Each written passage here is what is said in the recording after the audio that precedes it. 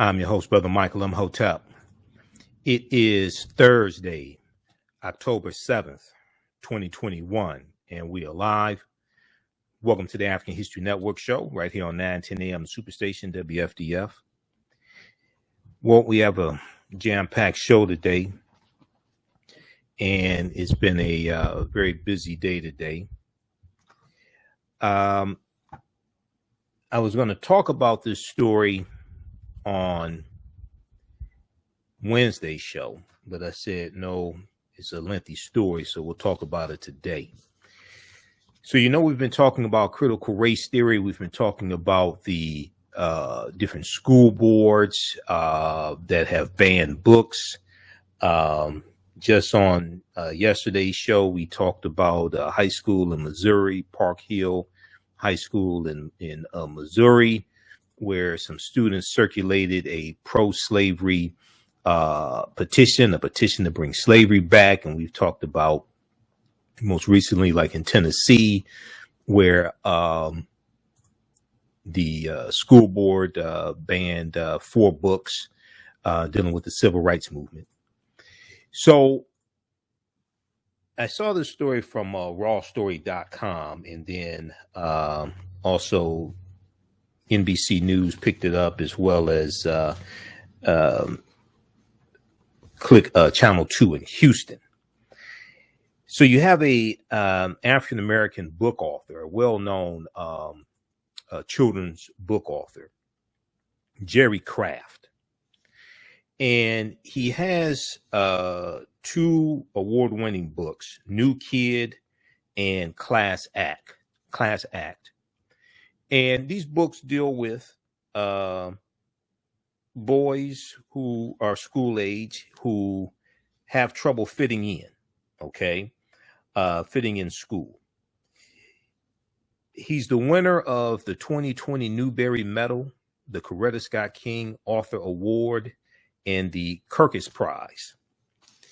So he was scheduled to speak at Roosevelt Alexander Elementary School. Roosevelt Alexander Elementary School. He was scheduled to speak virtually there. I guess they were going to do Zoom or something like that on October 4th. But you had one parent in particular who created an online petition on change.org complaining about some of the subject of his award-winning books for children, saying that the books promote critical race theory, even though they don't. So the petition garnered 500 signatures, and his presentation has been postponed. The book has been pulled for review. So this is a crazy story. Black author Jerry Craft has books pulled, speech postponed by Texas school district, and they pulled the book amid false critical race theory claims. They pulled the book amid false critical race theory claims. We're going to talk about this here on today's show. It's a crazy story once again, and when you hear this, it's also a story where it appears that you have some white people who are afraid of the truth getting out as well. The parent who started the petition, her name is Bonnie Anderson. She's a white woman, of course. She's a former candidate for the Caddy Independent School District, because this school is in the Caddy, K-A-T-Y, Caddy Independent School District. And she said the subject matter of the book, some of the information in the book, is inappropriate instructional material. And she's basically saying that the book promotes critical race theory, even though the book doesn't talk about critical race theory. She's saying that's what they really want to say. That's what they really want to promote.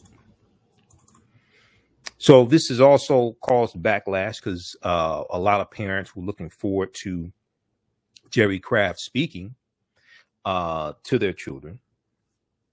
So we'll discuss that. Now, also, there was we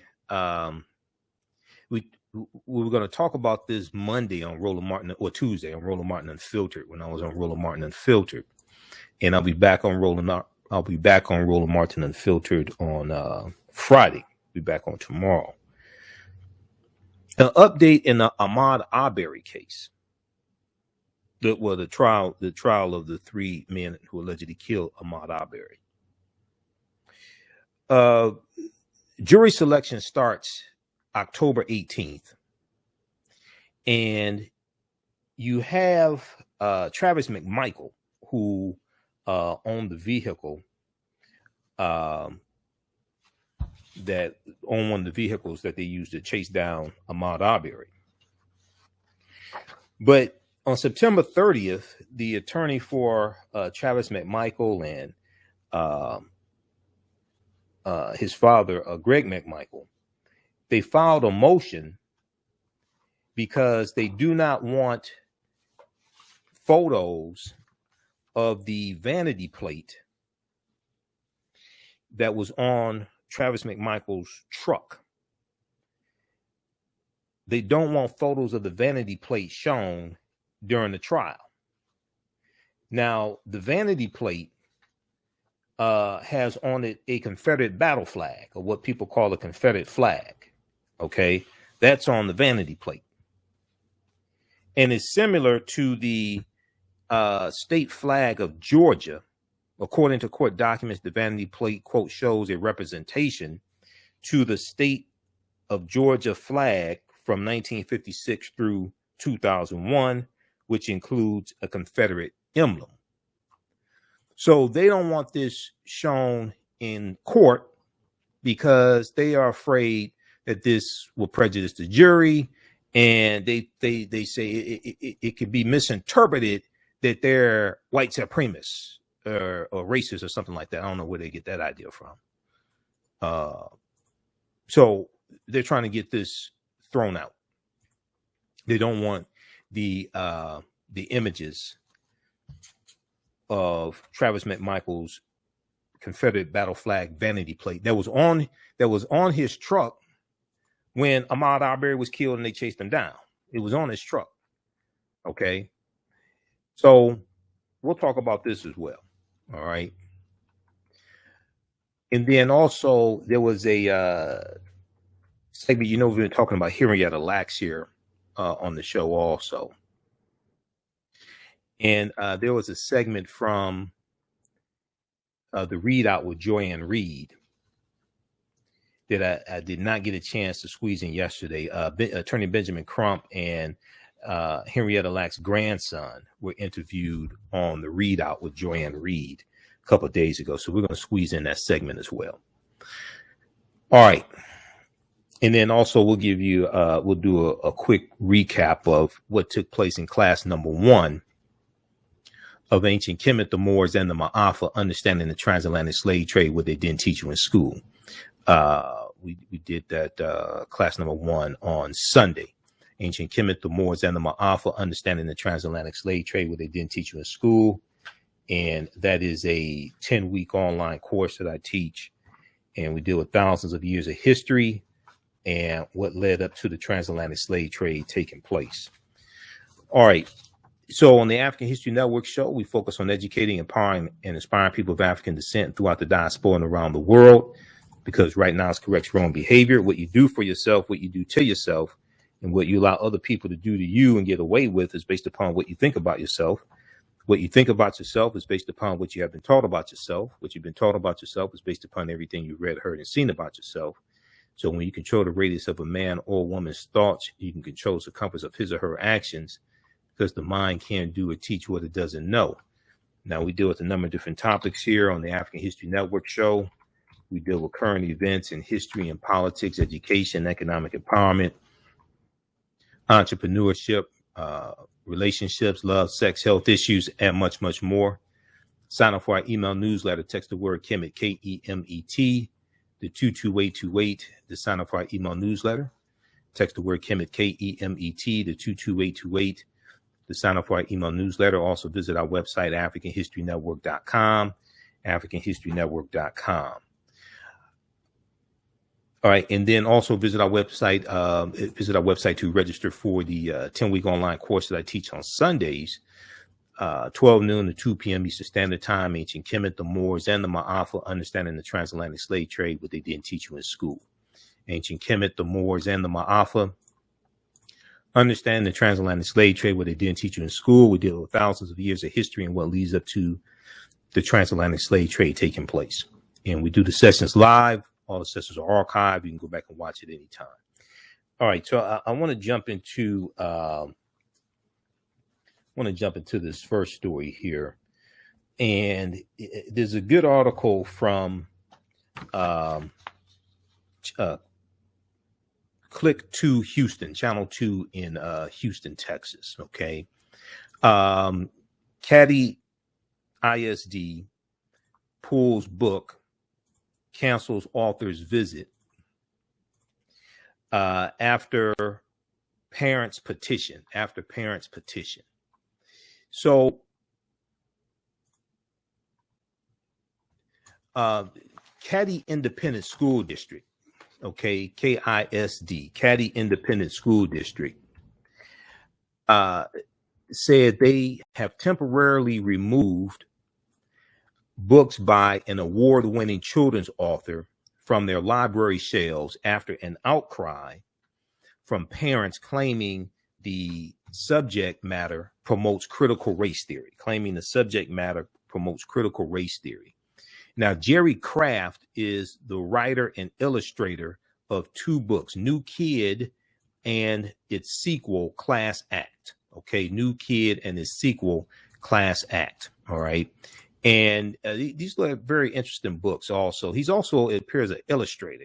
And he's an illustrator. One of the books I bought for my daughter. And I didn't know really, I hadn't read any books or looked at any books, I don't think, that he wrote. But there's one that was written by a female author that I bought for my daughter a couple of years ago. So Jerry Craft is the winner of the 2020 Newbery Medal, the Coretta Scott King Author Award, and the Kirkus Prize, Kirkus, the Kirkus Prize. Now, Jerry Craft's website describes the books, which feature young African-American boys, as an, quote, honest graphic novel about starting over at a new school where diversity is low and the struggle to fit in is real. Okay. An honest graphic novel about starting over at a new school where diversity is low and the struggle to fit in is real. And as laugh out loud funny, powerful and important story, and as a laugh out loud funny, powerful and important story about being one of the few kids of color in a prestigious private school. Now, according to the website, Universal Pictures has acquired film rights to New Kid, his book New Kid, with LeBron James, the Spring Hill Company, the Spring Hill Company, on board to develop and produce. We'll continue this on the other side of the break. You listen to the African History Network show right here on 910 a.m. the Superstation, the Future Radio. I'm Michael Imhotep. We'll be back in a few minutes. On the African History Network show, we deal with current events of history and politics, education, economic empowerment, entrepreneurship, relationships, love, sex, health issues, and much, much more. Unfortunately, many people confuse what racism is. Racism is a power structure. It was laws and policies that put us in this predicament. It's going to be laws and policies that take us out. So when you control the radius of a man or woman's thoughts, you can control the compass of his or her actions, because the mind can't do or teach what it doesn't know. We have it on 910 a.m. Superstation. 910, the Superstation, Detroit's only African-American talk radio. Welcome back to the African History Network show right here on 910 AM Superstation Future Radio. I'm your host, Brother Michael Imhotep. It is Thursday, October 7th, 2021. And we are live. Calling numbers 313-778-7600. 313-778-7600 is the call-in number if you have a question or comment. Very quickly here before we go back to the story out of Texas. 910 AM, the Superstation has the Godfather's advertising package, the greatest advertising deal ever. You get 200 spots for $500 with a must air within 30-day policy. 200 advertising spots for $500, must air within 30 days. That is only $2.50 per spot. And they will even produce the spots for free. That's right, for free. Call Renisha Williams right now at 313-434-8291, 313-434-8291. Let her know that you found out about this from the African History Network. Okay, let's go back to this story here. And thanks to Rita also for the donation as well. Definitely appreciate the support. Right before the break, I was talking about this story out of the Houston, Texas area. Okay. This school district is right outside of Houston, Texas. So this story deals with an award-winning author named Jerry Craft. Okay, Jerry Craft. And we're going to go to clip number 1 here in just a second, Shakita. And he has 2 books, New Kid and Class Act. And these are children's books. And these books deal with African-American boys who are trying to fit into a new school. And there's a lack of diversity in the school. Okay. Jerry Craft's website describes the books, which feature young African-American boys, as an honest graphic novel about starting over at a new school where diversity is low and the struggle to fit in is real. Okay. And as a laugh out loud, funny, powerful, and important story about being one of the few kids of color in a prestigious private school. Now, according to the website, Universal Pictures has acquired film rights to the book New Kid, and LeBron James' company, the Spring Hill Company, is on board to develop and produce the film. Now, a flyer was sent out at the start of the school year touting Jerry Craft's October 4th, 2021 virtual visit. Okay, that was supposed to be Monday, October 4th. It was supposed to be a virtual visit with 3rd through 5th graders, 3rd, 4th, and 5th graders at Roosevelt Alexander Elementary School, which is in the Caddy, K-A-T-Y, Caddy Independent School District. Now, an amended flyer was sent to parents Friday and said parents and guardians could opt out their students out of the visit, opt out their students out of the visit. Okay, and I'm not sure why you want to opt your students out of the visit, but okay. Now, a district spokeswoman told KPRC Channel 2 there in the Houston, Texas area, as of Monday, October 4th, 30 parents had opted out. I'm really not sure why. Maybe the scary black man on the screen scared the hell out of them. I'm not sure why, but okay.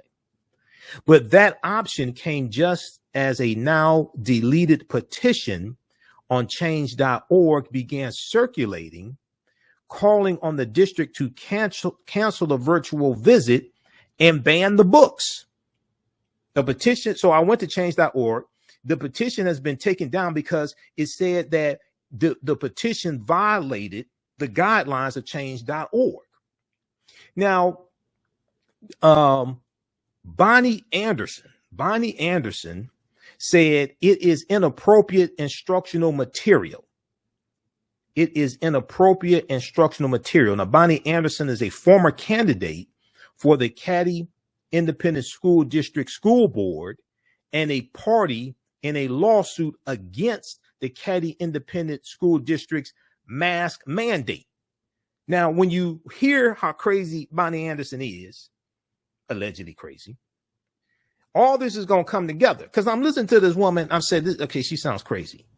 But then she's suing the school, the school district over mask mandate. I say, oh, okay.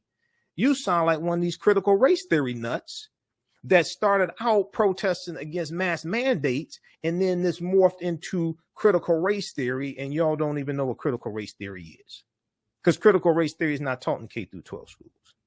Now, Bonnie Anderson says the petition garnered 500 signatures before she says it was taken down for violating change.org community guidelines. Quote, they are pointed at white children displaying microaggressions. Okay. See, now there's something really, really wrong here. Okay. And there's a fear that some white people have. All white people don't have this, but there's a fear that some white people have. And I think they're afraid of the truth getting out and afraid of having to explain some things to their children.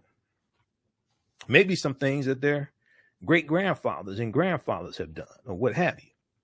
But Bonnie Anderson said, quote, they are pointed at white children displaying microaggression to children of color. The books don't come out and say, quote, we want white children to feel like oppressors, end quote, but that is absolutely what they will do.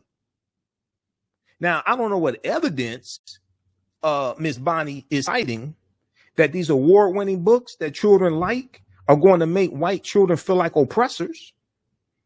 Or maybe in the back of her mind, she tacitly feels guilty about some white people being oppressors. Omerly Sanchez, O-M-E-L-Y, Omerly Sanchez said 2 children are biracial and they are already fans of the books, and that her son especially could relate to the book's theme of struggling to fin. Omerly Sanchez told KPRC Channel 2 in the Houston area, her children were looking forward to the virtual visit with an author who, quote unquote, looks like them. See, some of this, a lot of this has to do with the fear of the browning of America and white people becoming a racial minority in this country by 2043 or possibly sooner. And the census data that came out a few months ago that showed for the first time since 1790, since the first census was taken, white people have dropped below 60% as far as the percentage of population in this country. If we look at this article here from the Washington Post, census data shows widening diversity, number of white people falls for first time. This is from August 12, 2021. Okay. The report marks the first time the absolute number of people who identify as white alone has shrunk since a census started being taken in 1790. That's when the first census was taken. Census created by the U.S. Constitution, taken every 10 years. The number of people identifying as non-Hispanic white and no other race dropped by 5.1 million people to 191.7 million white people, Europeans in the country. That's a percentage decrease by 2.6%. This is the first time that you've had a decrease in the number of white people in the country, but also the first time the percentage has dropped below 60%. The country also passed 2 more milestones on its way to becoming a majority minority society in the coming decades. For the first time, the portion of white people dipped below 60%. It was 63.7% in the 2010 census. Now it's 57.8% in the 2020 census. And the under 18 population is now majority non-white people at 52.7%. Now we know that. Okay, we just lost our connection to the radio station. Hold on just a second.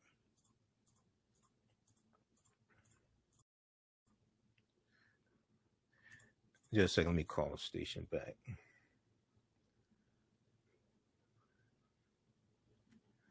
Stand by.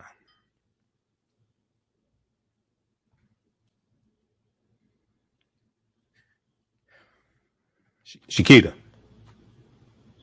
can you hear me? Yeah, we lost our connection.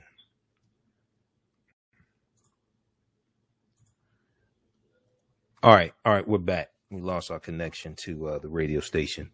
Okay, so we're talking about the U.S. Census, and we know that in 2018, June 2018, the U.S. Census put out a memo that talks about how white people had a negative birth rate in 26 states out of 50, and that was up from 17 states out of 50 2 years prior. Okay, so if we go back to this article here from Channel 2 in Houston, Texas. Let's go back to this here. So Omerly Sanchez said her 2 children who are biracial were already fans of Jerry Craft's books, and that her son especially could relate to the book's theme of struggling to fit in. Okay. She told KPRC that her children were looking forward to the virtual visit with an author who looks like them. So it on the surface, it appears that some parents were maybe scared of having this African-American man talk to your children. Now, Omerly Sanchez was disappointed by the petition that was started on change.org and garnered 500 signatures. And she was also disappointed with the district's handling of the situation. She said, quote, "They want to live in this bubble. They're uncomfortable with touching the subject. They're uncomfortable knowing that they're part of the problem. They're uncomfortable knowing they are part of the problem." Now, in September 2021, Governor Greg Abbott of Texas signed into law a bill banning the teaching of critical race theory in K through 12 schools, even though critical race theory is not taught in K through 12 schools. Now, Texas Republican State Representative Steve Toth, T-O-T-H, of the Woodlands, in a May interview with KPRC Channel 2, said a teacher may not teach that any individual by virtue of the individual's sex or race is inherently racist, sexist, or oppressive. Who's teaching that? Who's teaching that somebody because of their race, sex, or because of the individual's sex or race is inherently racist or sexist or oppressive? It sounds like they're afraid to talk about white supremacy and racism, what it is and how it works. Now, scholars said critics have critical race theory all wrong. Darius Benton, an assistant professor at the University of Houston downtown, who contributed to a book about critical race theory in 2021, he said critical race theory is definitely not about teaching white kids that they are inherently racist. And we keep hearing this theme that some white parents are saying that, oh, you're going to teach my kid they're inherently racist. Where are you getting that from? What evidence are you citing for this? Look, teachers are not teaching that. You may feel guilty because of what some of your ancestors have done, or maybe some of your relatives, but nobody's teaching children, especially white children, that they are inherently racist. Quote, critical race theory is definitely not about teaching white kids that they are inherently racist. It's really more so about understanding how institutional racism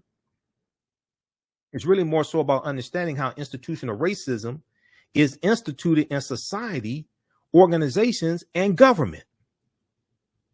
Now, I want to go to this clip here. This is from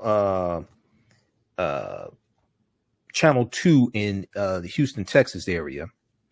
Caddy ISD pulls books, cancels author's visit after parents petition claiming subject matter teaches critical race theory. Let's go to clip one, Shakila.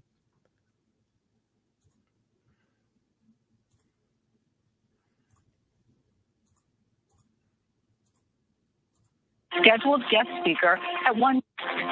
New at 6 o'clock tonight, campus controversy, a petition circulating over a scheduled guest speaker at one Katy ISD school. That speaker is a children's book author. Jerry Kraft writes stories about African-American boys dealing with race issues in school. So a group of Katy ISD parents is calling that critical race theory, and that's where this petition comes in. KPRC2 Sion Rhodes live at Alexander Elementary School. Sion, the district is hitting the pause button on that author's virtual talk with students, at least for now, we understand. That's right, Monique, and it goes even further than that virtual visit being postponed today. I've just learned that those books have now been removed from the district's libraries while Katy ISD reviews them. A flyer sent to parents of Roosevelt Alexander Elementary School students touted the October 4th virtual visit of award-winning children's author Jerry Kraft. According to his website, Kraft's books New Kid and Class Act tell the stories of young black boys who experienced culture shock at a private school with little diversity. They were pretty excited about it. Amelie Sanchez says her kids were looking forward to the visit and already fans of the books. He loved it. He thought it was really funny. It is inappropriate instructional material. Bonnie Anderson had a different reaction. They are pointed at white children, displaying microaggressions to children of color. The flyer gave parents a chance to opt out, but Anderson decided to start a now deleted petition on change.org to have the event canceled. So the books don't come out and say, we want white children to feel like oppressors, but that is absolutely what they will do. They're uncomfortable with touching that subject. They're uncomfortable with knowing that they're part of the problem. In September, Governor Greg Abbott signed into law a bill banning the teaching of critical race theory in K-12 public schools. A teacher may not teach that an individual, by virtue of the individual's race or sex, is inherently racist, sexist, or oppressive. The critical race theory is definitely not about teaching white kids that they're inherently racist. Scholars say critics have it all wrong. It's really more so about understanding how institutional racism is instituted in society. Jerry Kraft did not respond to requests for comment, but in a tweet replying to parents asking why the visit was postponed and his books potentially banned, he wrote, "Apparently I'm teaching critical race theory." Now, in a statement to KPRC2, Katy ISD said they did receive a formal complaint to review Kraft's books last week, and they added to that statement saying that per Katy ISD policy, instructional day activities are put on hold until that review occurs. The author has been invited to present outside of the instructional day, and the district is now working on that. They also say that the books will be reviewed in the next 15 days. Okay, so they're going to review his books to see if it teaches critical race theory. You have Bonnie Anderson, who started this petition, this online petition. It wasn't good enough for children to be able to opt, for parents to be able to opt their children out. She wants to shut it down. She says the books are going to teach children that they're going to teach that white children are oppressors, even though the books don't say that, but somehow in her mind, that's what she hallucinates. In her mind, that's what she hallucinates, providing no evidence. This is why it's important to run for school board and to keep nuts off of school boards. This is why it's important who you vote for the state legislature, to keep idiots out of the state legislature so they don't pass bills like banning things like critical race theory, and critical race theory is not taught in schools, which is a catch-all to attack anything dealing with race and racism, systemic racism. And this is a rallying cry by Republicans because they don't have policies that are really beneficial to like people in general, unless maybe you're like wealthy. They don't have policies, basically all the policies that all the bills that are really beneficial to Americans, they are against. Generally speaking, you may have one or two that vote for them. We had 11 that voted to extend the short-term reprieve, extending the debt limit. Senate passes bill to raise debt ceiling into December. Okay. And you had let's see here. Let's look at this reporting from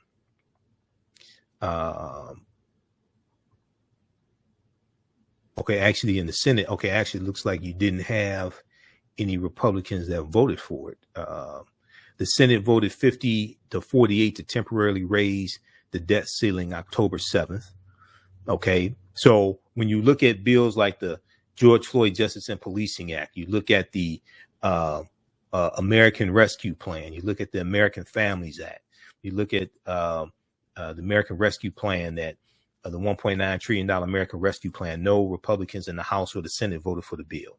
You look at the George Floyd Justice and Policing Act, that bill passed March 3rd, 2021 in the House of Representatives by a vote of 220 to 212. All the Republicans in the House of Representatives voted no on the bill, the George Floyd Justice and Policing Act. You look at the John Lewis Voting Rights Act. Basically, all the Republicans in the House voted against that bill. Okay, so you look time after time after time, overwhelmingly, Republicans are voting against bills that are basically beneficial to Americans, especially African Americans. So they really don't have any policies to run on. So they're going to run on white grievance. In the 2022 midterm election, they're going to run on white grievance. So critical race theory is going to be front and center. They've created this boogeyman. And if you read this article here from NBC News, a 17-page article, critical race theory battle invades school boards with help from conservative groups. In towns nationwide, well-connected conservative activists and Fox News have ramped up the tension and fights over race and equity in schools. Now, I want to go to this next clip here. This is from NBC News. We're going to go to channel. We're going to go to clip 2, Shakita. Texas school district pulls children's books amid critical race theory complaints. Okay, I want to go to the second clip.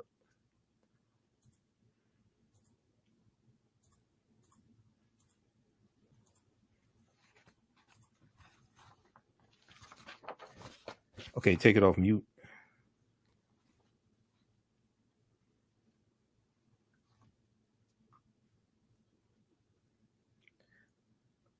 All right.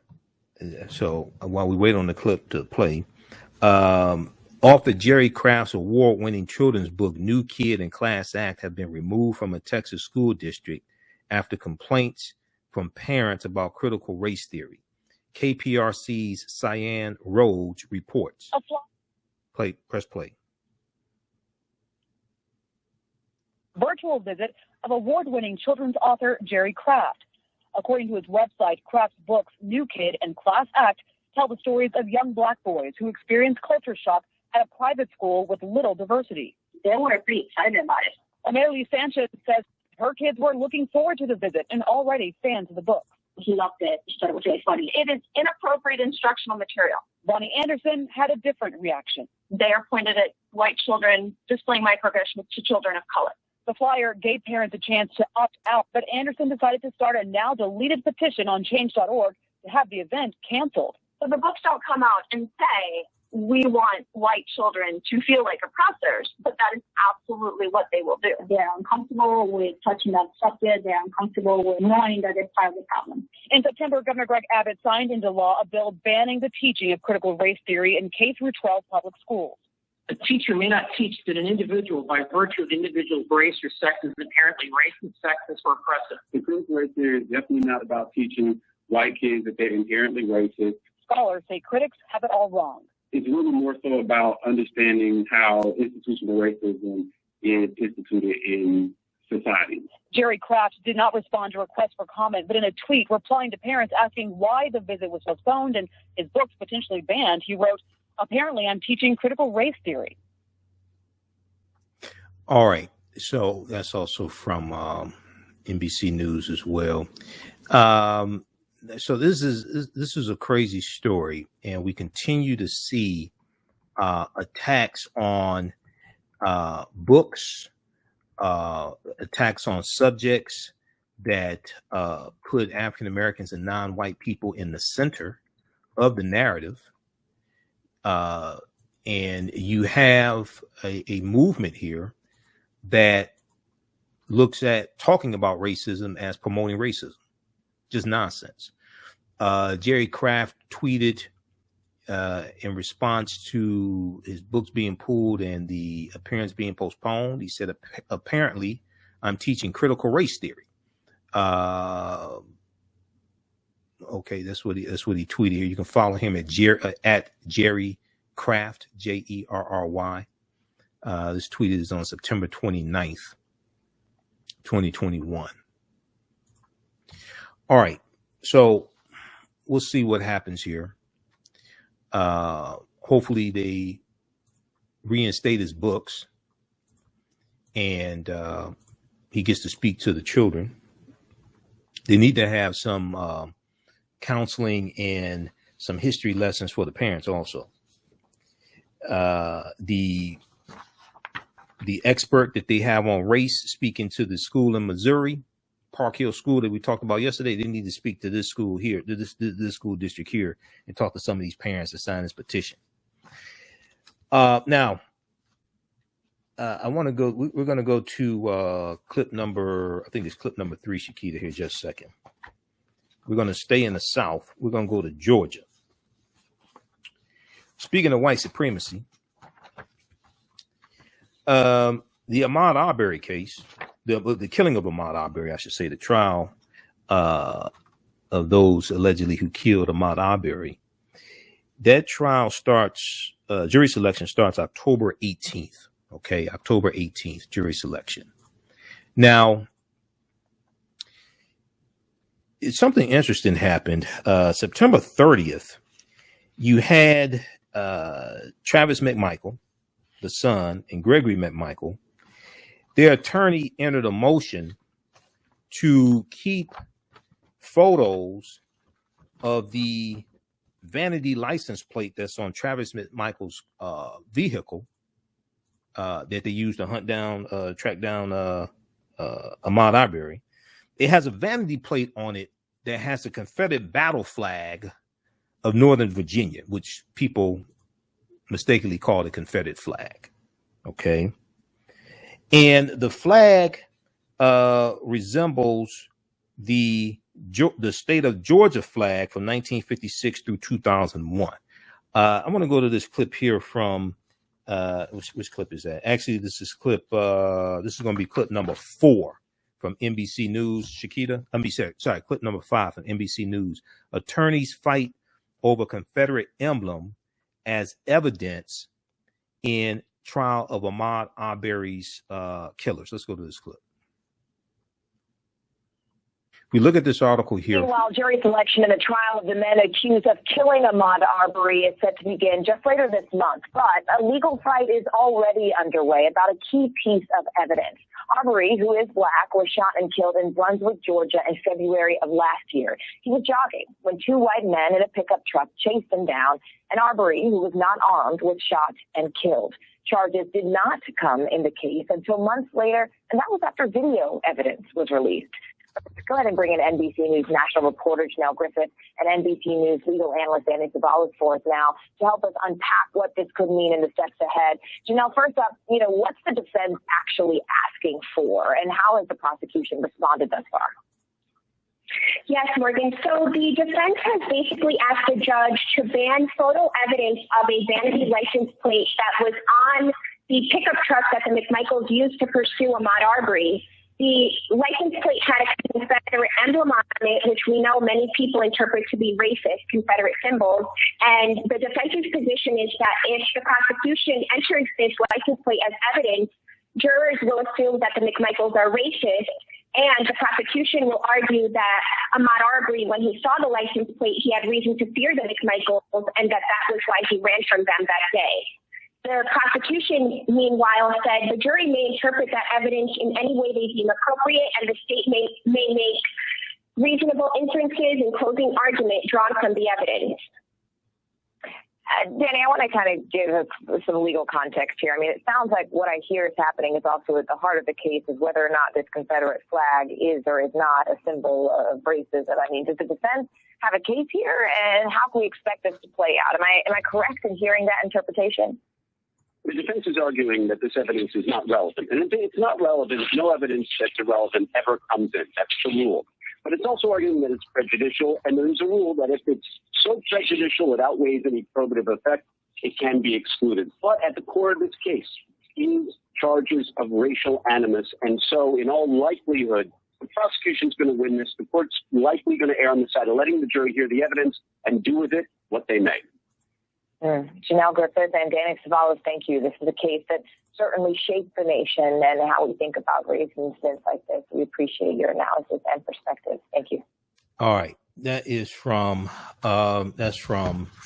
NBC News. So if we look quickly here at this article from Insider.com,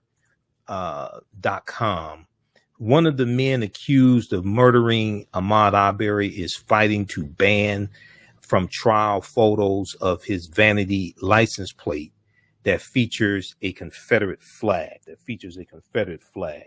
So they talk about the flag resembling the Georgia state flag. Now, it's important to understand that Georgia has the largest Confederate monument in the country called Stone Mountain. All right. And Georgia is a former Confederate state. Okay, those watching on Facebook and YouTube, we're out of time here on 910 AM Superstation WFDF. Keep watching on Facebook, The African History Network, and my YouTube channel, Michael Imhotep. We're going to keep going. Right now, it's correct wrong behavior. It's not over till we win. Wakanda forever. We'll talk to you tomorrow. Peace. All right, let's keep going. Okay, so Kevin M. Levin tweeted, the state of Georgia adopted this flag in 1956. It was clearly an attempt to signal resistance against the federal government's encroachment on segregation and the Supreme Court's ruling in Brown versus Board of Education, 1954, U.S. Supreme Court ruling. And the Confederate battle flag was used as a symbol of opposition by Southern states in opposition of civil rights and school desegregation, things like this. Okay. Now, if we look here, okay, so it's two articles, that one and the one from NBC News as well. Okay, now, in response, the state asked the court to deny Travis McMichael's, the son, deny Travis McMichael's defense team's motion, stating that the plates were on the truck at the time of the incident where Ahmaud Arbery was shot and killed, court documents say. Quote, defendant Travis McMichael's choice and the fact that this vanity plate was on the front of his truck, on February 23rd, 2020, when they killed Ahmaud Arbery, the vanity plate was on his truck, are intrinsic evidence in this case and can be fully used by the state to illustrate the intent and motive of Travis McMichael, according to the motion viewed by Insider.com. Now, according to court documents, the vanity plate, quote, shows a representation to the state of Georgia, shows a representation to the state of Georgia state flag from 1956 through 2001, which includes a Confederate emblem. All right. So jury selection starts October 18th. And if we look at, also in a separate motion, the prosecution also asked the court to deny the defendant's motion to suppress the body camera footage of a police officer who was the second to arrive at the scene. According to the prosecution, the police body cam footage includes the officer speaking to Travis McMichael, the son, and Ahmaud Arbery's condition following the shooting. Okay. All right. So you have this article here from Insider.com. One of the men accused of murdering Ahmaud Arbery is fighting to ban from trial photos of his vanity license plate that features a Confederate flag. They need a comma in there somewhere. They need a comma in there in that title. But anyway, read this article here. We'll post a link here. on the thread of the broadcast. Then NBC News has this article as well. The one from NBC News, and let's go to that one also. This one here from NBC News was a good article as well. Ahmaud Arbery murder suspects seek to ban Confederate flag license plate from evidence. Okay. And this is from October 7th. This is from October 7th, 2021. Now, I want to zero in here on what the process saying. And Danny Savalas talked about this some, also providing legal analysis. So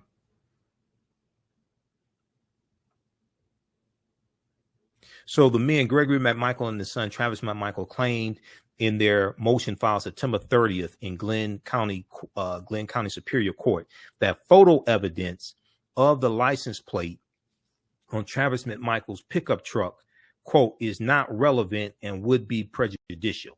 Is not relevant and would be prejudicial. Okay. This is what they're arguing. But it was on your truck when you allegedly killed Ahmaud Arbery. So why wouldn't you? What's the problem? Now, the motion alleged that prosecutors plan to introduce the photo to, quote, draw the conclusion that when Ahmaud Arbery, an African-American man, saw the Confederate battle flag license plate in the state of Georgia, that is a former Confederate state, and took up arms in insurrection against the Union to maintain slavery. And Georgia is the state that has the largest Confederate monument in the country, and engraved on the side of Stone Mountain. That's the largest Confederate monument in the country. You gotta see. They should have put this background information. They should have had me write this article. They should have put this background information in here, because the largest Confederate monument in the country is called Stone Mountain. I've been to Stone Mountain in Georgia in 2017 when I was there, when I was in Atlanta for the Liberated Minds Black Homeschool and Education Expo. Okay, I've been to Stone Mountain.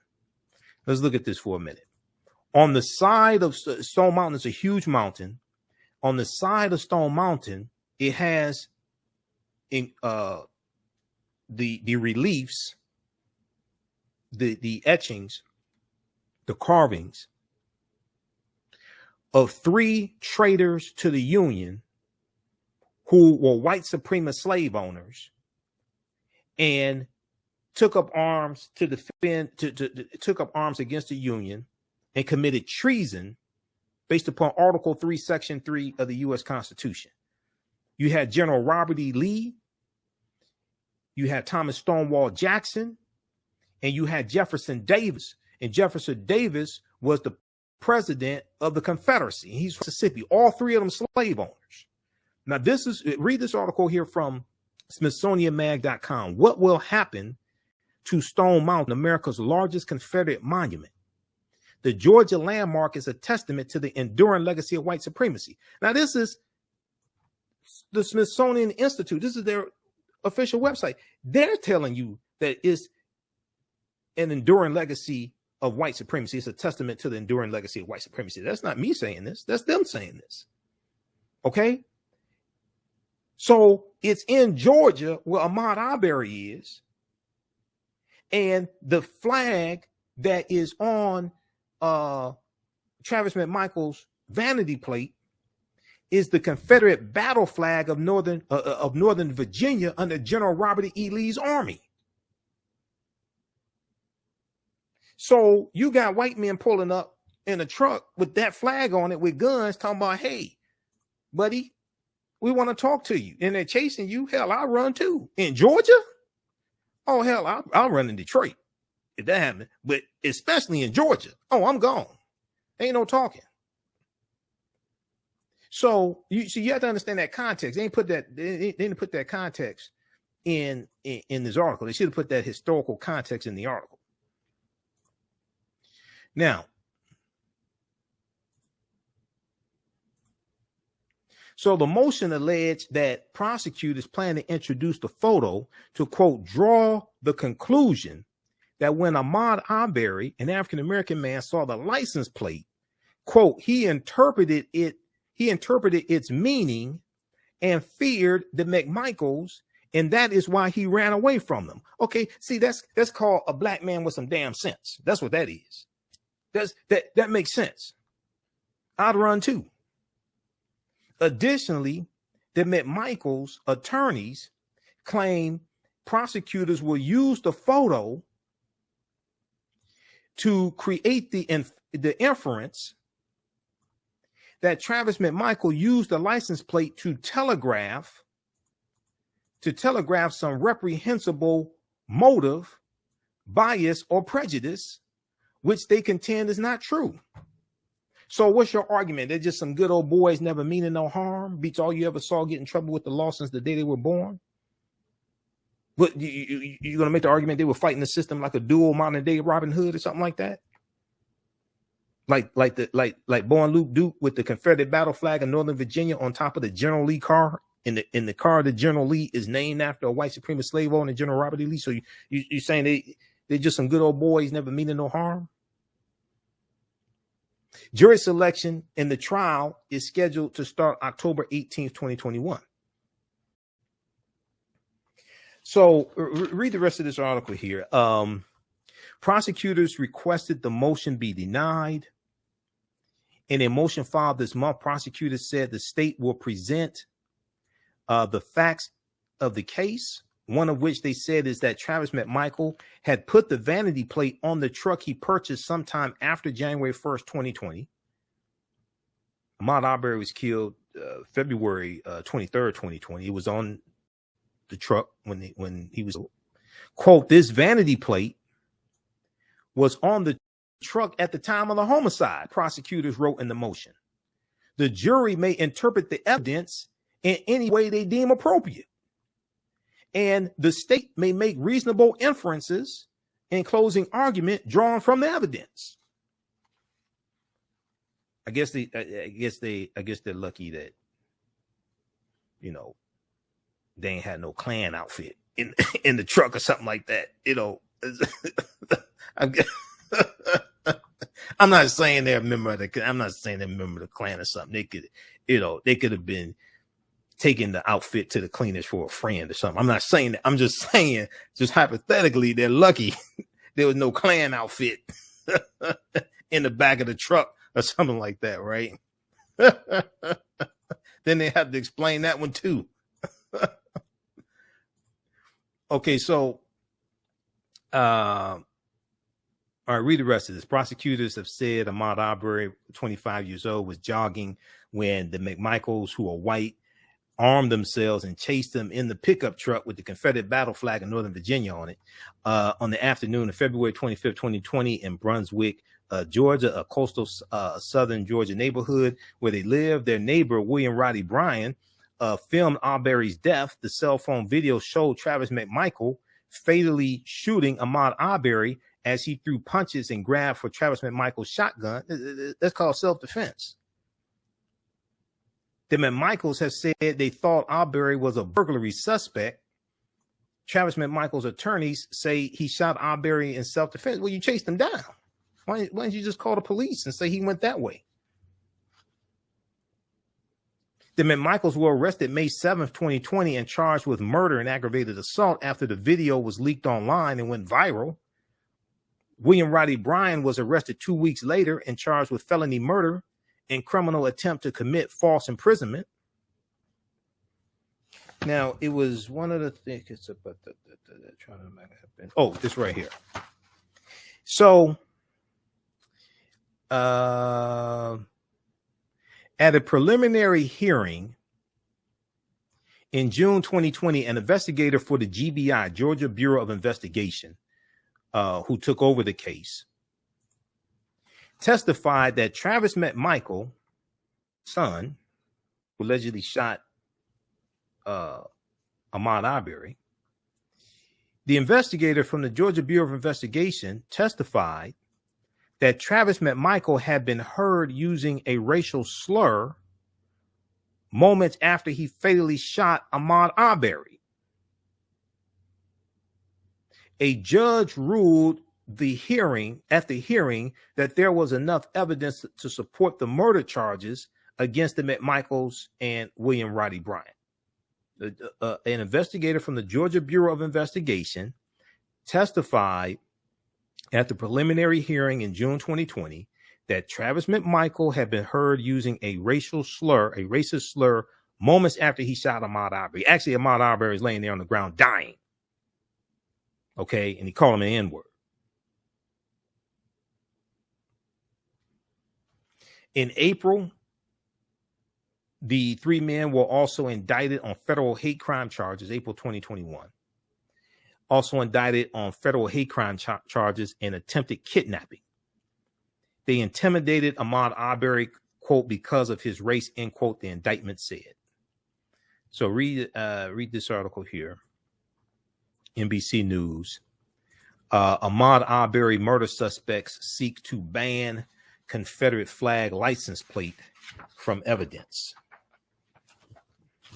All I can say is they're lucky there was no Klan outfit in the truck or something like that. I'm not saying it was theirs. It could be a friend. They'd be taking it to the cleaners or picking it up from the cleaners or something like that. I'm just saying, because that'd be something else they had to explain. He said, "Oh, it's a costume party." No, it's just a costume party. We're gonna pull a prank. You know, we wanted to be Casper the Friendly Ghost, but this is the only costume they had at the shop. So we had to take this. All right. Speaking of taking this, you can still take the 10-week online course that I teach on Saturdays, From the Civil War to the Civil Rights Movement and Black Power, 1865 to 1968, where we deal with what happened to African Americans, what happened to us, what happened in this country after slavery ended, after the Civil War ended. Each class we go through and analyze approximately a 10-year period of history to understand the laws and policies put in place. We look at Reconstruction, 1865 to 1877. We look at the Jim Crow era, and we look at how Southern states enacted laws after Reconstruction to take back control of the state legislatures and suppress the African American vote as well. Mississippi, South Carolina, Louisiana. We see this all throughout the South. We look at the Plessy versus Ferguson, U.S. Supreme Court case, 1896, Williams versus Mississippi, 1898. Then we go through and look at World War I, World War II, Civil Rights Movement, and Black Power Movement. Each class we go through and analyze approximately a 10-year period of history. I do a PowerPoint presentation. We have book articles. We have book references, articles, video clips. And we go through and look at history chronologically to understand what happened to us after slavery and the laws and policies put in place. So we understand how we got to where we are today and where we need to go from here as well. And we're going to see the role that politics and law play. We're going to see the role that politics and law play, and we're going to see why they work so hard to suppress the African American vote. Okay, because we were during Reconstruction, we voted about 2,000 African Americans into elected office, 20 U.S. congressmen, 20 African American U.S. congressmen, and you're going to see this rewriting of state constitutions to legalize poll taxes and literacy tests and other requirements to voting, to totally take back control of the state legislatures and local offices as well. Okay, I want to go to this other story here. We talked about Henrietta Lacks a couple of days here on the show, and the October 4th was the 70th anniversary of her passing. Okay, and we dealt with the story of Attorney Benjamin Crump and filing a lawsuit on behalf of her family against the Thermo Fisher Scientific Company. Okay. Thermo Fisher Scientific. And they allege that this biotech company is using her cells without their permission and profiting from the usage of her cells. Okay. So we talked about that here on the show. So there was a segment from the readout with Joanne Reed from October 5th, from Tuesday, October 5th, 2021. She spoke to Attorney Benjamin Crump and the grandson of Henrietta Lacks, Ron Lacks. Do Right by Henrietta Lacks, family attorney of Black woman whose cells are commercialized by pharmaceutical company, asked to do right by Henrietta Lacks. Okay, I want to go to this clip here. We didn't get a chance to deal with this the other couple of nights, and then next we'll do a quick recap of class number 1 of understanding the transatlantic slave trade, what they didn't teach you in school. So I want to tell you about Henrietta Lacks, or Henny, as her family called her. She was a mother of 5 and a grandmother to dozens. She loved to cook and dance, often with one of her kids. According to her family, she was a beautiful Black woman full of style and grace and was the emotional touchstone for her family. In 1951, she was diagnosed with an aggressive form of cervical cancer. And this is where she changed the world. But here's the thing. She had no idea. That's because when Henrietta Lacks went to Johns Hopkins, the only hospital that would treat Black patients, doctors took samples of her tissue without her knowledge or consent and sent them to a cancer researcher working at the hospital. That researcher discovered that unlike others, her cells had the rare ability to survive and regenerate. Those cells could essentially live forever, the first of its kind. And they took advantage of that with great success. Today, her cells have been used in almost every realm of scientific research, such as the polio and HPV vaccines and in vitro fertilization, and were even used to help research the COVID vaccines. Henrietta Lacks died shortly after her diagnosis, but her cells continued to be used. Scientists shared her private medical information with the press. They even shared her genome, her personal genetic code, with the public. This was all done without consulting her family. According to the Wall Street Journal, scientists today buy her cells for anywhere from $400 to thousands of dollars per vial. Yesterday, her estate filed a lawsuit against the biotech company Thermo Fisher Scientific, accusing it of profiteering off of Henrietta Lacks' cells. The company has not publicly responded to this suit. I'm joined now by Ben Crump, one of the family's attorneys, and Ron Lacks, Henrietta's grandson. And Mr. Lacks, thank you so much for being here. I just want to put up for the audience just some of the things that your grandmother's cells have helped to advance. Everything from the polio vaccines, as I mentioned, understanding X-rays in the human cells, the Ebola and HIV vaccines, trying to understand, the ineffectivity of Ebola and HIV, et cetera, et cetera, et cetera. When did your family find out that your grandmother was the source of all of those scientific miracles? Thank you, Joy, for having me. It's a pleasure. Decades. Yeah. My mother was the one that found out and threw it by accident. She was having lunch with a friend of hers down the street.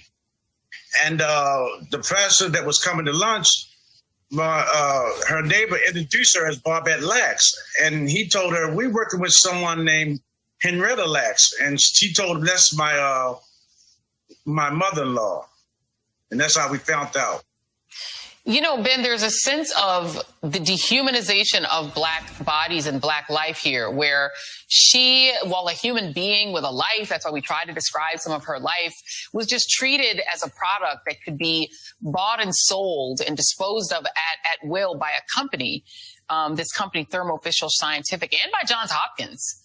It's a wild sort of reality that, you know, Black life was treated this way. What do you hope to gain from this lawsuit? What do you think will be gained?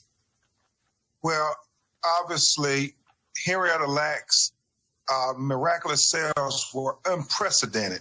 So we know that this would be a precedent-setting lawsuit not just for simple justice, not just for social justice, but for genetic justice, Joy Reid, justice that will flow from generation to generation. And when you think about Henrietta Lacks being treated in this just inhumane manner, as if she was a lab rat, which was very common at the time when they did medical experimentation. What it was tantamount to was medical racism. But through all that evil, we have this miraculous discovery of this Black woman who cells have become the cornerstone of modern medicine.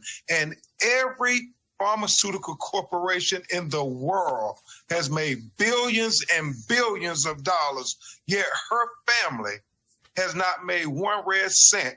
And what we're saying in this lawsuit, they have the right to define her legacy, to benefit from her legacy, and to pass her legacy on to their generations of children yet unborn, because her life matters. You know, there's a feeling almost like this is sort of another way that slavery operated, right, Mr. Lacks, that, you know, that your grandmother, while human, was just seen as, you know, Ben Crump said, as a product that could just be bought and sold, and that her family was owed nothing. It's shocking to me that Johns Hopkins, was there any communication at the time with your grandmother to say to her, you know, you have miraculous cells or something miraculous about you. Would you be interested in any way in joining? I mean, I don't know. I know Black people weren't even treated in most hospitals. Did her doctors communicate with her at all, what they were doing? Not at all. Matter of fact, my grandfather told the story of so many doctors coming into her room was strange to them, period. You know, that she was getting so much attention. A Black person didn't get that much attention back then. So they knew something was wrong then, but never explained why.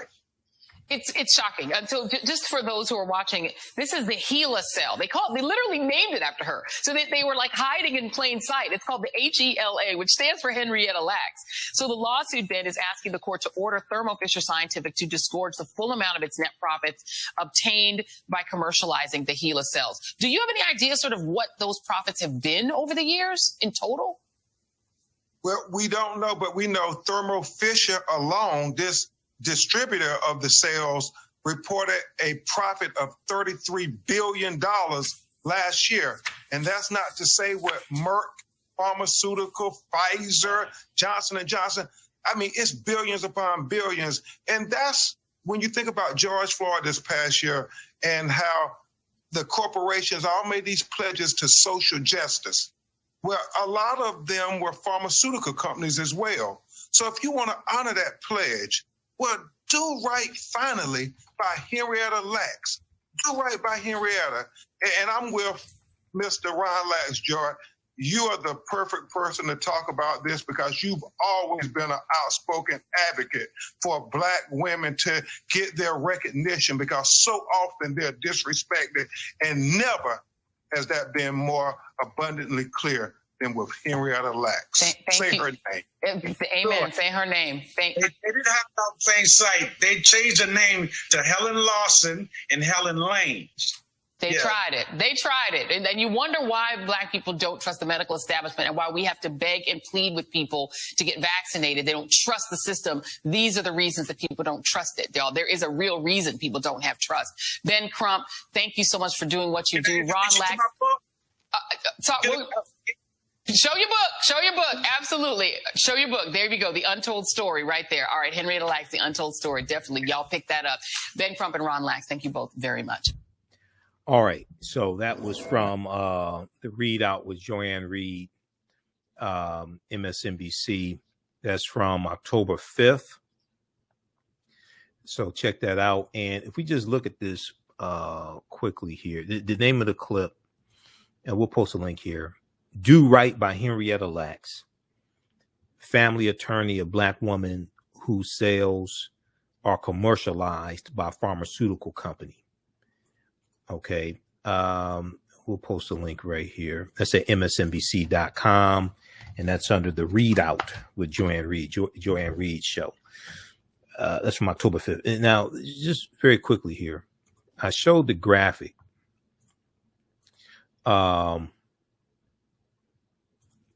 of some of the significant research some of the significant research that Henrietta Lacks cells have been used in. Okay. If we look at this quickly here, zoom in on this. All right. So you have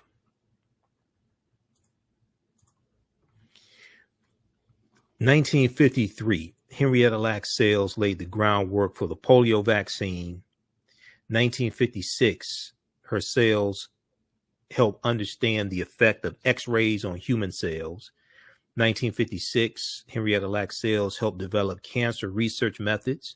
They also helped understand how space travel may impact astronauts in future manned missions, because they took her cells into outer space. Now, I've been talking about Henrietta Lacks for a few years. She's one of the women that I talk about in the lecture series I do, Great African Women in History, the Mothers of Civilization. And I first found out about her in it was probably 2012 when Hidden Colors 2 came out. And Tony Browder talked about her in Hidden Colors 2. And I started doing research on her. 1964, the HeLa cells, Henrietta Lacks cells, shed light on treatments for blood disorders. 1985, her cells were used to help understand the spread of HPV, okay, the human papilloma virus. 1988, her cells were used to facilitate drug development to help treat HIV infection. 2011, her cells were used to help understand the infectivity of the Ebola virus and HIV.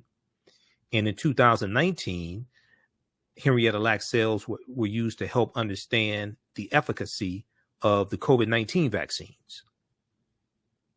Now, this is just a few. This is just a few of the scientific breakthroughs and research that Henrietta Lacks cells have been used in. Now, I don't know that now that's not all from Thermo Fisher Scientific Inc., who they filed a lawsuit on October 4th against. Okay, but this is just generally speaking. And according to their website, Thermo Fisher Scientific Inc., according to their website, their annual revenue is $35 billion. Okay, according to their website. You can look at the, once again, the article here. This is a good one from NPR.org, National Public Radio. Henrietta Lacks' estate sued a company saying it used her stolen cells for research. Okay. So we talked about this a couple nights ago. So you can watch the show from, it was October 4th, actually, October 4th.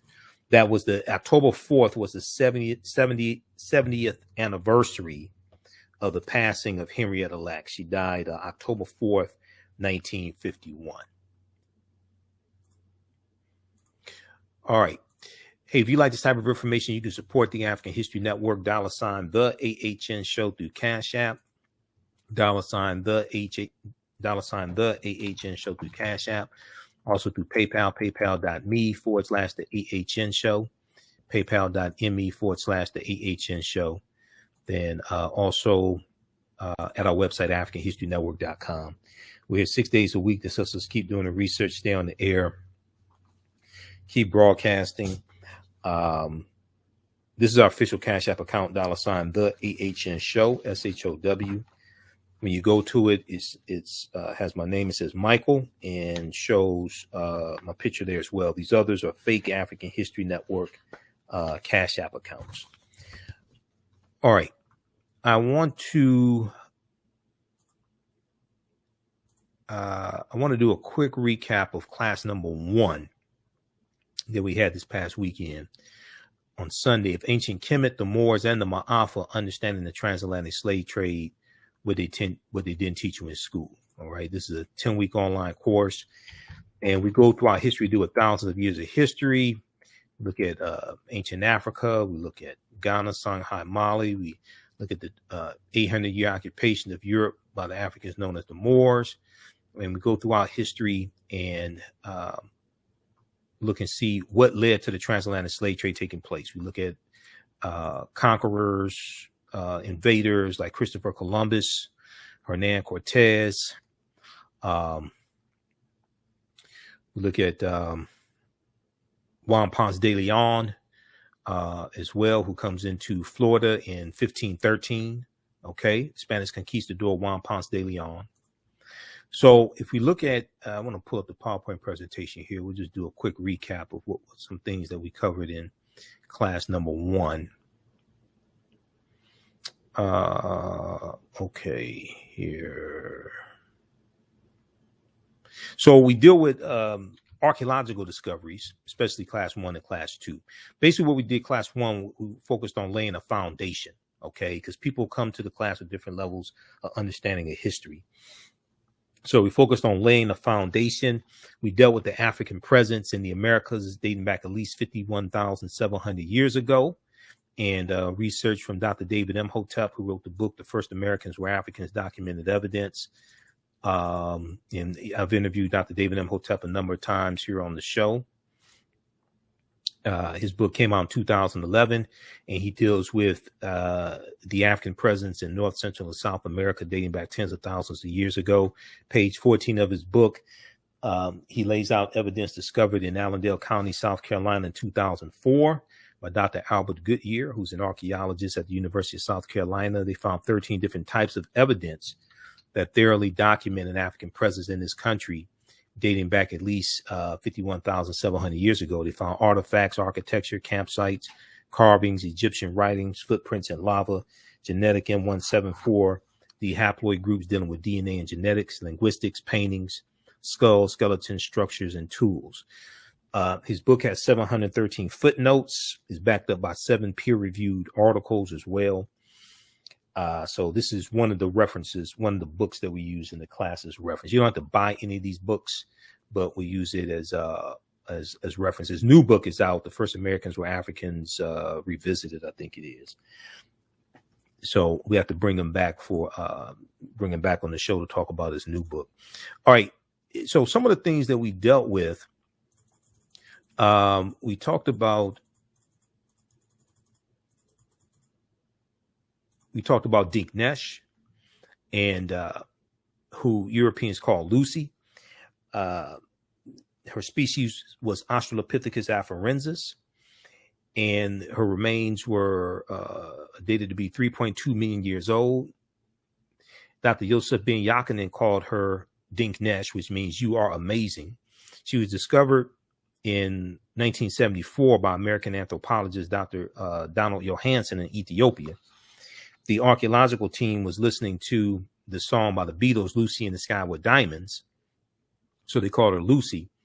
Dr. Yosef Ben Yakinen said that she's an African woman. She must have an African name. So he named her Dinknesh, which means you are amazing. So we, another archaeological discovery we looked at is from this one here from 2010. There was an article from the New York Times, February 15th, 2010, on Crete, new evidence of very ancient mariners. And this discovery talks about excavations that took place on the Greek island of Crete over the course of 2 summers. And archaeologists found stone tools that they say date back at least 130,000 years ago. Okay. Stone tools that they say date back at least 130,000 years ago. But Crete has been an island for more than 5 million years. So this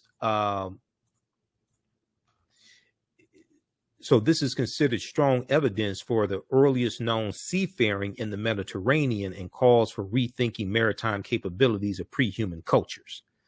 Okay.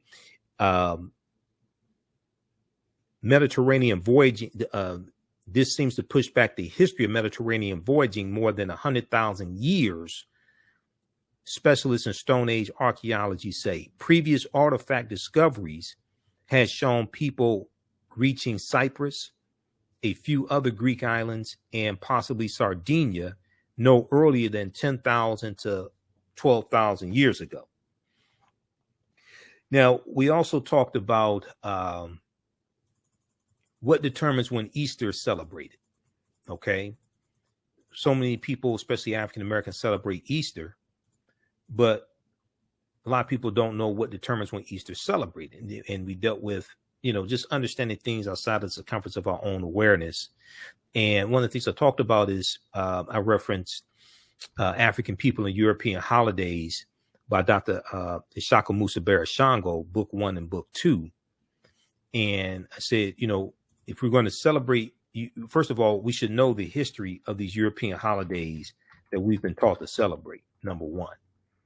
Number two, once you know the history of the holidays, if you choose to continue to celebrate them, it could influence how you decide to participate.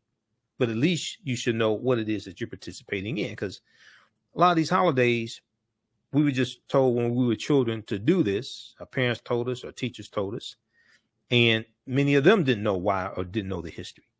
But what determines when Easter is celebrated? Easter is celebrated on the first Sunday following the first full moon, following the vernal equinox, and is based upon astronomy. Okay.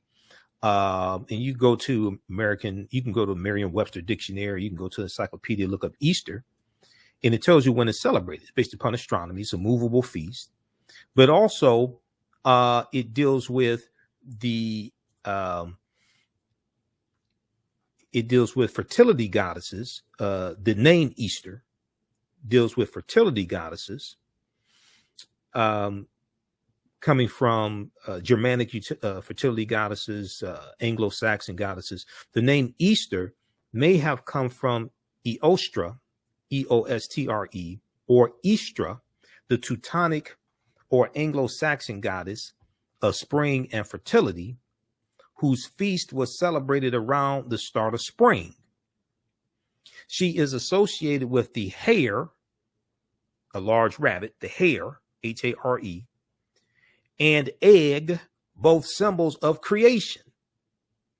The egg and the rabbit, both symbols of creation. This is where it's believed that the Easter bunny leaving chicken eggs comes from. Maybe I should have said hi to children, if you have any little children around. What I say may go outside the circumference of some people's awareness, but just because you never heard it before, disagree with it, or don't like it, does not mean it's not true. It just means you have to do some research to understand what it is that I'm talking about. Okay. So one of the questions that we ask oftentimes is, why do rabbits lay chicken eggs? Why is the Easter bunny lay chicken eggs? Okay. And this deals with coming from these fertility goddesses, okay, and the symbolism around them. And what happens is, as people get conquered, especially as the Roman Empire is spreading out and conquering people, they incorporate into what they're practicing. They incorporate into the Romans incorporate into their celebrations. The Romans incorporate into Christian celebrations when Rome becomes Christian, and when Rome adopts Christianity, they incorporate into those celebrations what many of the people they are conquering are celebrating. Okay, they incorporate elements of what some of the people they are who they are conquering are celebrating, and this becomes incorporated into Roman celebrations, which becomes incorporated into Christian celebrations. That also ties into the origins of Christmas and how we celebrate Christmas as well. And you have things like the festival of Saturnalia, from the Roman festival of Saturnalia, the festival of Mithra, etc. So it's a deep history behind all of this. So let's continue here. Where was that? This is this one here. Okay. What is Easter? When we look at the American Heritage Dictionary, the day on which this feast is observed, the first Sunday following the full moon that occurs on or next after the vernal equinox. And then you look at the etymology of it, because one of the things we deal with in the class is etymology of words. We also deal with symbols, because there's a symbols encyclopedia that I use, a symbols dictionary that I use, has like 2,000 symbols in it. Middle English, Esther, E-S-T-E-R, from Old English, Eastre, E-A-S-T-R-E. And there's also a etymological dictionary that I use as well.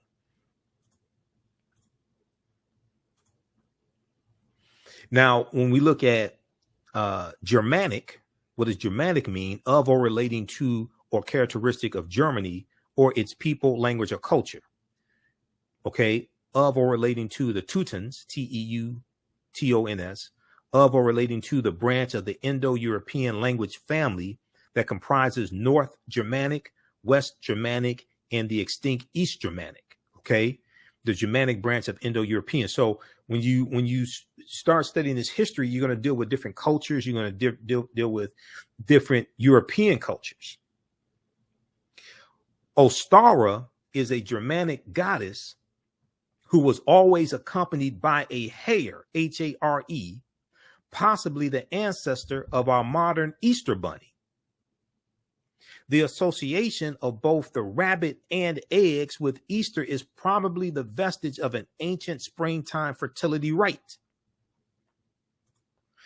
So one of the things that we dealt with in class 1 is how many Americans are very ignorant of history. This is why you have these fights over book bans and fights over critical race theory and fights over taking down Confederate monuments. All the Confederate monuments should be taken down. Okay. Countries don't erect monuments honoring traitors to the Union, people who try to throw over the government. They don't do that. So there should be historical markers put in the place of these monuments. All those monuments should be put in museums. Historical markers should be put in their place to talk about what was there and why it was taken down. But this is one of the studies that I talked about. This is an article from New York Times. 60% of Americans know little or nothing about Juneteenth. Most Americans know little or nothing about Juneteenth, poll finds.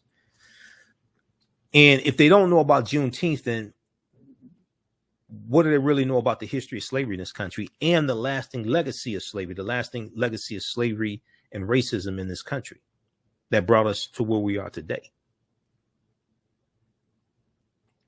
And a lot of what African Americans know about Juneteenth is not true either. I've done a 2.5-hour lecture dealing with the real history of Juneteenth. A lot of what African Americans know about Juneteenth is not historically accurate either.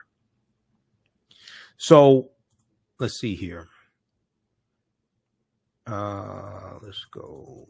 So we talked about the film Black Panther. We talked about how the film Black Panther relates to African history, culture, language, African spiritual systems. The language in the film Black Panther is isiXhosa.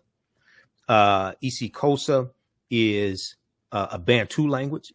Bantu is a group of 500 African languages spoken in Southern Africa, in East Africa, and going all the way west to like Cameroon. This is Dr. Albert Goodyear, archaeologist at the University of South Carolina. This article here is from ScienceDaily.com. It talks about the discovery he made in 2004. This article is from November 18, 2004. New evidence puts man in North America 50,000 years ago. And here's a summary of what the article says. The article is still there. You can go read it. It's almost 20 years old. Radiocarbon tests of carbonized plant remains where artifacts were unearthed last May along the Savannah River in Allendale County by University of South Carolina archaeologist Dr. Albert Goodyear indicate that the sediments containing these artifacts are at least 50,000 years old, meaning that humans inhabited North America long before the last ice age. Okay. So we dealt with just laying a foundation. We looked at, this information here. And one of the most important things for us to understand is that African people are the original people of North, Central, and South America. Okay. African people are the original people of North, Central, and South America. Now, this doesn't mean the transatlantic slave trade did not happen. Yes, the transatlantic slave trade happened. That's why you have to look at a chronology of history and a chronology of the last 50,000 years of history, not just the last 500 years of history. 1619 did happen, but we were here in this land for tens of thousands of years before 1619 happened. This is one of the problems. People are not dealing with a long enough timeline of history. Okay, so that's why we deal with tens of thousands of years of history and go through a chronology to look at this history and what leads to the transatlantic slave trade taking place. There's a good article from the Washington Post that we talked about before 1526, before 1619, there was 1526, because there's so much talk about 1619. And, the 1619 project, there's some problems with it. It can be used, but it has to be put into the right context. There's some problems with the 1619 project, but, it's better than the 1776 project that Donald Trump had up on whitehouse.gov, and Joe Biden took it down, and Joe Biden disbanded the 1776 project. But this is one of the articles that we talked about. Before 1619, there was 1526. The mystery of the first enslaved Africans of what became the United States. Spanish explorers brought 100 slaves to a doomed settlement in South Carolina or Georgia, in that area, okay, because the boundaries that exist today in the United States, those boundaries didn't exist at this point in time. This is before 1526, is before there were any English settlements here, okay? Virginia is not to 1607. That area that becomes Virginia, that's not to 1607. This is 93. This is decades before that, and this is 93 years before 1619. Within weeks, the subjugated Africans revolted, then vanished. This is an article from the Washington Post from September 7th, 2019. Okay, and it's around the time of that 400th year anniversary of August 20th, 1619. So 1526 is not really talked about.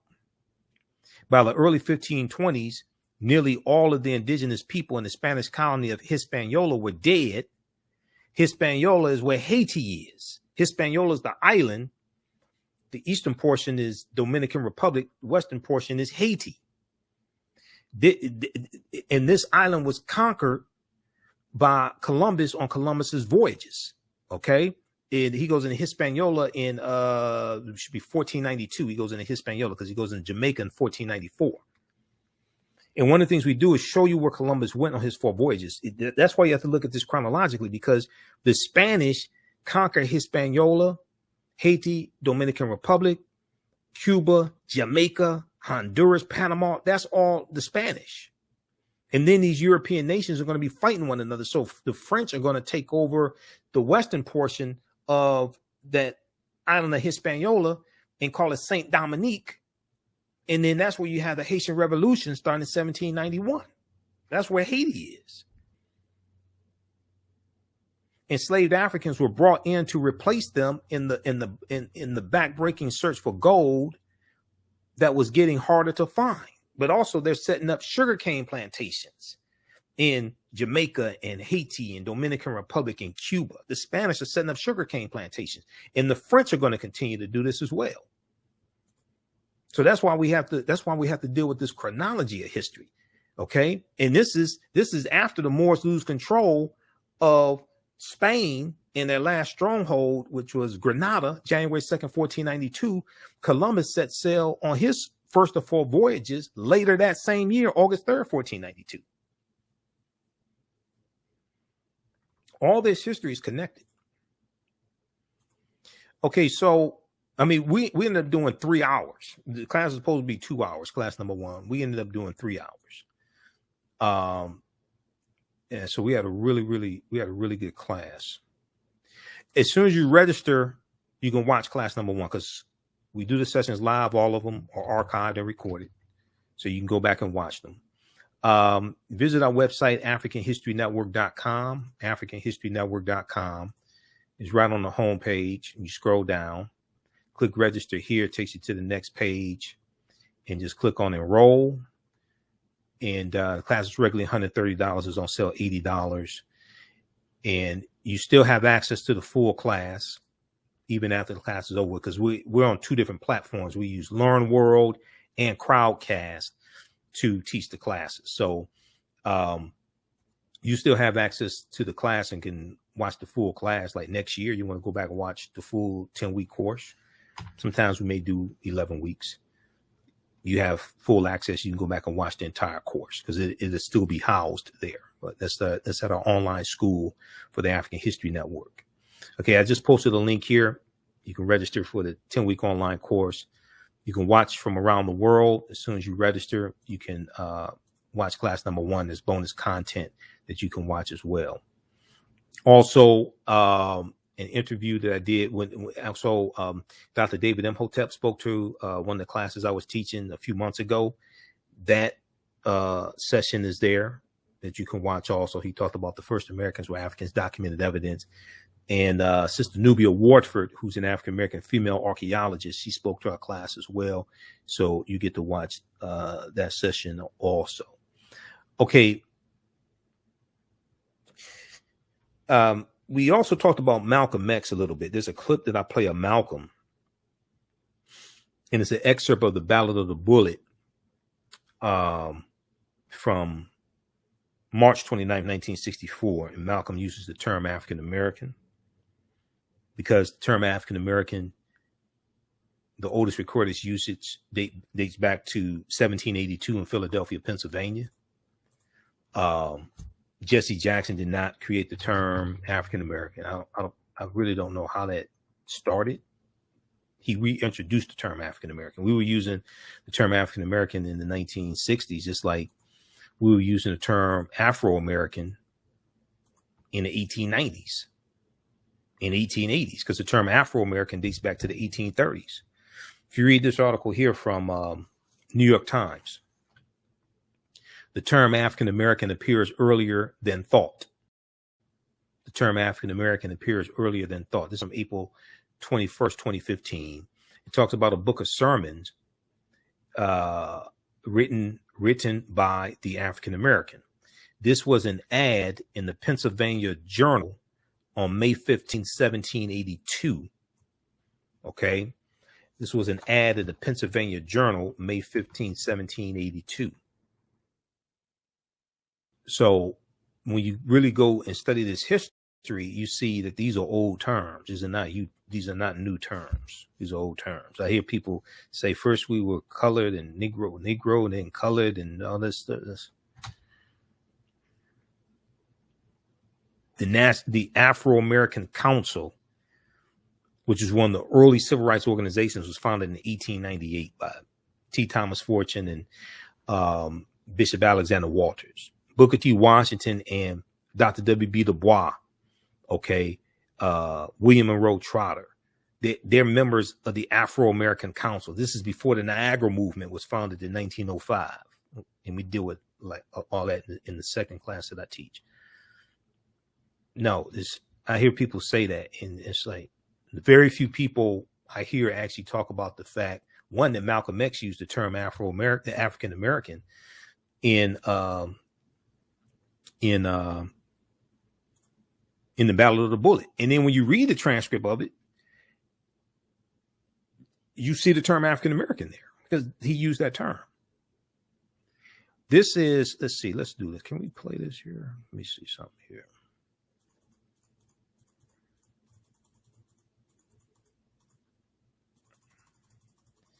Let me see if we can play this clip quickly here. Who are you? You don't know. Don't tell me Negro. That's nothing. What were were you before the white man named you? Who are you? You don't know? Don't tell me Negro. That's nothing. Oh, you know what? Okay, we got to play. Let's see. Let's do it like this here. Hold on. We'll play that in just a second. Let's do this. Because for the sake of time, I'm playing it straight from my presentation, and it doesn't allow me to flip back and forth. So let's do it like this here for the sake of time. Okay. Now we should be able to do it. Who are you? Who are you? You don't know? Don't tell me Negro. That's nothing. What were you before the white man named you a Negro? And where were you? And what did you have? What was yours? What language did you speak then? What was your name? It couldn't have been Smith or Jones or Bunch or Powell. That wasn't your name. They don't have those kind of names where you and I came from. No, what was your name? And why don't you now know what your name was then? Where did it go? Where did you lose it? Who took it? And how did he take it? What tongue did you speak? How did the man take your tongue? Where is your history? How did the man wipe out your history? What did the man do to make you as dumb as you are right now? African Americans. African Americans.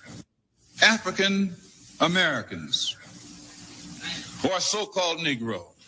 One of the reasons that it is bad for us to continue to just refer to ourselves as so-called Negro, that's negative. When we say so-called Negro, that's pointing out what we aren't, but it isn't telling us what we are. We are African, and we happen to be in America. We're not American. We are people who formerly were Africans who were kidnapped and brought to America.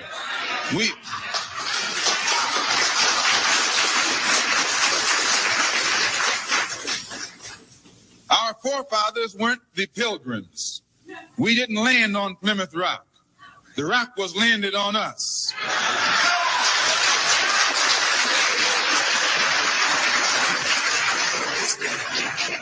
We were brought here against our will. We were not brought here to be made citizens. We were not brought here to enjoy the constitutional gifts that they speak so beautifully about today. And because we weren't brought here to be made citizens today, now that we've become awakened to some degree and we begin to ask for those things which they say are supposedly for Americans, they look upon us with hostility and unfriendliness. So our unwanted presence, the fact that we are unwanted, is becoming magnified in all of America's preachments today.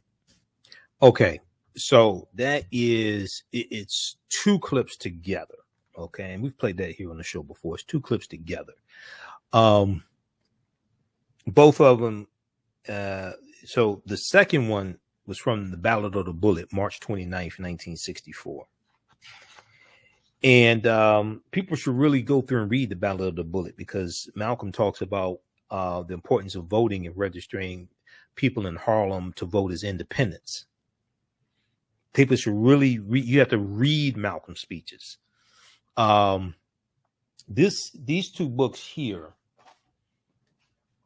deal with we deal with Malcolm more in the second class I teach, From the Civil War to the Civil Rights Movement and Black Power, 1865 to 1968. But this book here, Malcolm X Speaks, edited with prefatory notes by George Brightman. So this has speeches from 63, 64, and then early 65. Okay, this is a really good book here. And they have the Ballad of the Bullet that they have in here. The version is from April 3rd, 1964, Corey Methodist Church in Cleveland, Ohio. April 4th, 1964, Malcolm X delivered the Ballad of the Bullet at King Solomon Baptist Church here in Detroit. March 29th, 1964, he delivered it in Washington Heights, New York. 3 days after he met Dr. King for the first and only time at the U.S. Senate debate for the Civil Rights Act. Okay. And then now this other book here of Malcolm's speeches, the final speeches, February 1965. So it basically has speeches from late January 65 and then February 65. We know Malcolm was assassinated February 21st, 65. So these are two good books about speeches late in Malcolm's life, and his ideology is evolving. He's already come back from Mecca. He's created the Organization of Afro-American Unity. Dr. John Henrik Clark helped him to found the organization, create the organization. A. Peter Bailey, the journalist, helped him do it as well. Organization of Afro-American Unity. So, and Malcolm is partly correct in what he's saying. Now, we're not formally Africans. We're still African people. Some of us have just forgotten it. We're still African people. 1, 2, African people are the original Americans. Now, this is something that a lot of people don't know. This is why you have to deal with the chronology of history. Okay. African people are the original Americans. And that's why Dr. David Imhotep's book is so important. First Americans were Africans, documented evidence. So some of us just don't know this. Yes, the transatlantic slave trade happened, but we were here for tens of thousands of years before the transatlantic slave trade took place. This was our land stolen from us. This is what we have to understand. Okay, let me see. We hit the wrong one. Let's hit this one right here. Is it this one? Okay. We were here for tens of thousands of years before the transatlantic slave trade took place. Okay, so we dealt with that, and we also dealt with how a lot of Americans don't understand the U.S. Constitution, don't understand history. There was a good article from Alabama.com, and we talked about it before. 1 in 5 Americans can't name the 3 branches of government. 1 in 5 Americans can't name one of the branches of government. Let's see here. Can we pull that up? That's from AL.com. And they're talking about a lot of white people.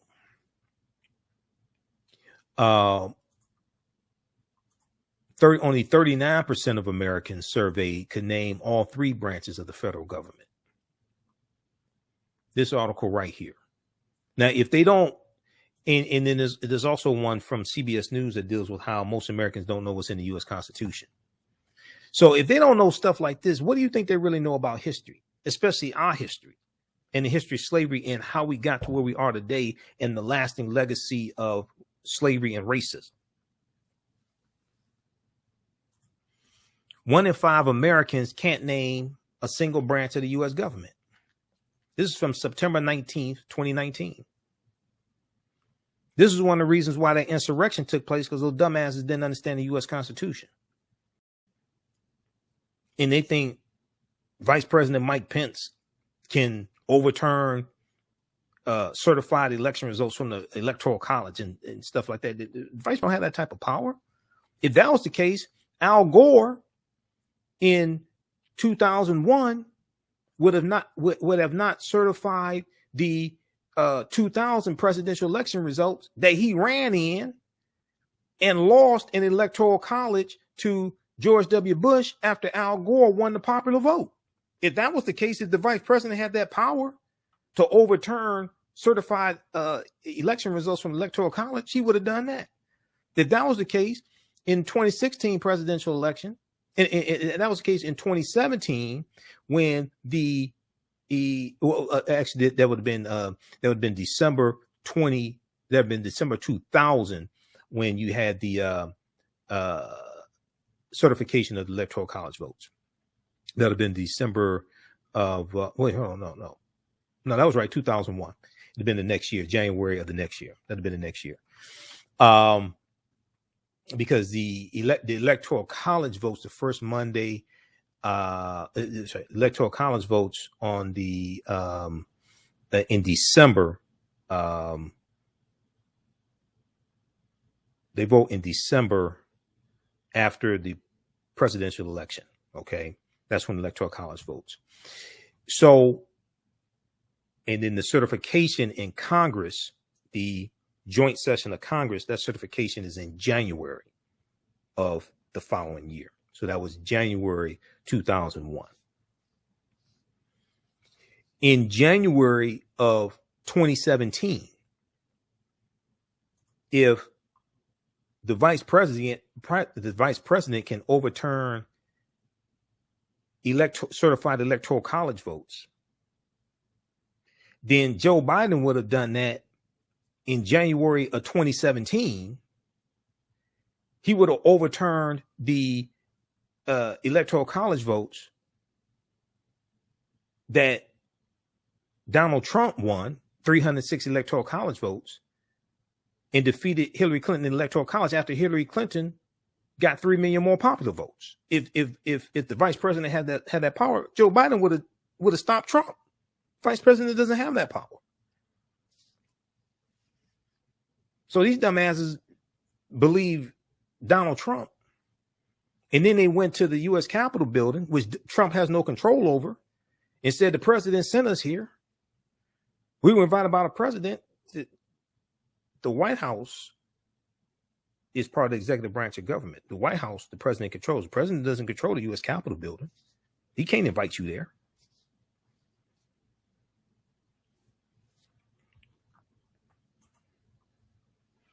So this article here, Alabama.com, 1 in 5 Americans can't name a single branch of the U.S. government. Amberg Public Policy Center's civics survey found only 2 in 5 American adults, or 39%, only 39% of American adults surveyed could correctly name the 3 branches of government: executive, legislative, and judicial. Only 39% of adults. That figure was the highest in 5 years, because the previous year it was only 32%. Only about 1/3. So what do you think they really know about history? 1 in 5 adults could not name any branch of the federal government.